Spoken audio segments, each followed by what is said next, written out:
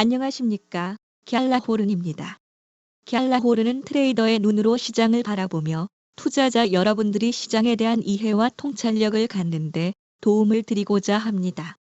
유로 달러 통화상은 1.0960대를 뛰어넘지 못하고 1.09 아래로 밀렸습니다. 1시간 차트에서 유로 달러는 볼린저 밴드 하단을 따라 내려가면서 추세선 아래로 내려갔습니다. 이번에는 추세선이 지지선으로서 기능하지 못했습니다. 주간 차트의 120일 지수 이동 평균선까지 밀려난 유로 달러는 이 지점에서 일단 지지를 받았습니다. 이 지점은 현재 4시간 차트의 120일 지수 이동선도 지나고 있어 유로 달러는 일단 이 지점에서 지지를 받을 것으로 보입니다. 4시간 차트에서도 유로 달러의 하락세는 뚜렷하게 드러났습니다. 4시간 차트에서 유로 달러는 이중 천장형 패턴을 만들면서 뒤로 물러났습니다. 유로 달러는 이 패턴에 따라 하락을 계속하기보다는 일단 120일 지수 이동 평균선에서 지지를 받을 것으로 보입니다. 이 지점을 주간 차트의 120일 지수 이동선도 지나가고 있기 때문입니다. 그리고 추세선 위에서 상승 추세를 유지하고 있고 현 가격 수준이 3월 초순대 가격을 받쳐준 지점이라는 점도 유로 달러의 긍정적인 요소입니다. 이번 유로 달러의 하락은 미국의 물가 지수 발표와 관련이 있었습니다. 생산자 물가 지수가 시장의 예상보다 높은 수치를 보이자 달러는 주요 통화에 대해 강세를 띈 것입니다. 기술적 분석뿐 아니라 관계기관의 움직임에도 관심을 기울여야 하겠습니다. 미국의 소비자 물가 지수에 이어 2월 생산자 물가 지수 PPI도 시장의 예상을 웃도는 것으로 나타났습니다. 미국의 2월 PPI는 전월 대비 0.6% 상승으로 드러나 시장이 예상한 0.3% 상승을 크게 웃도는 수치였습니다. 또 전년 대비 1.6% 상승해 지난해 9월 이후 최고치를 기록했습니다.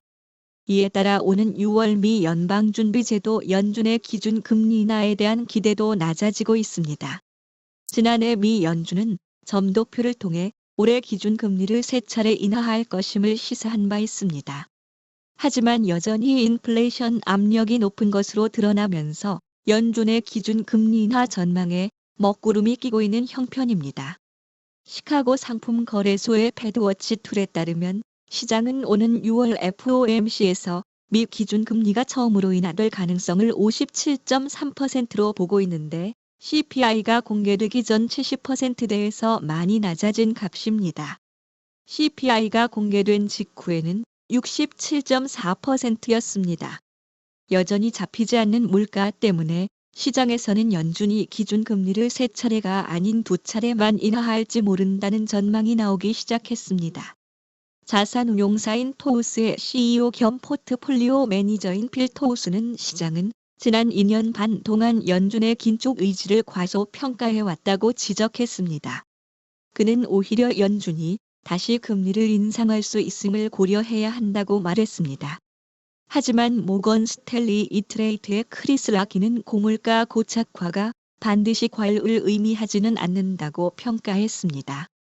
제롬 파월 미 연준 의장은 지난주 미 상원 청문회에 출석해 기준 금리 인하 시점이 얼마 남지 않았음을 시사했습니다. 한편 유럽중앙은행 관계자들은 대부분 6월에 처음 금리를 내릴 것으로 전망하는 것으로 전해졌습니다. 시장과 경제학자들도 6월 금리 인하를 전망하는 분위기인데 올해 약 1%포인트의 금리 인하를 예상하고 있습니다. 크리스틴 라가르르 유럽중앙은행 총재는 지난주 독립적으로 행동할 것이라고 밝힌 바 있습니다. 뱅크 오브 아메리카의 알렉스 코헨 FX 전략가는 연준의 금리 인하는 유럽중앙은행의 인하보다 큰 영향을 줄 것이라며 연준과 유럽중앙은행 모두 6월에 금리를 인하할 것으로 예상되지만 단정적으로 말할 정도는 아니라고 밝혔습니다.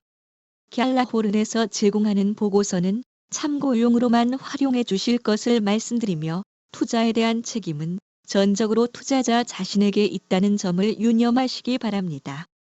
지금까지 갤라호른이었습니다. 감사합니다.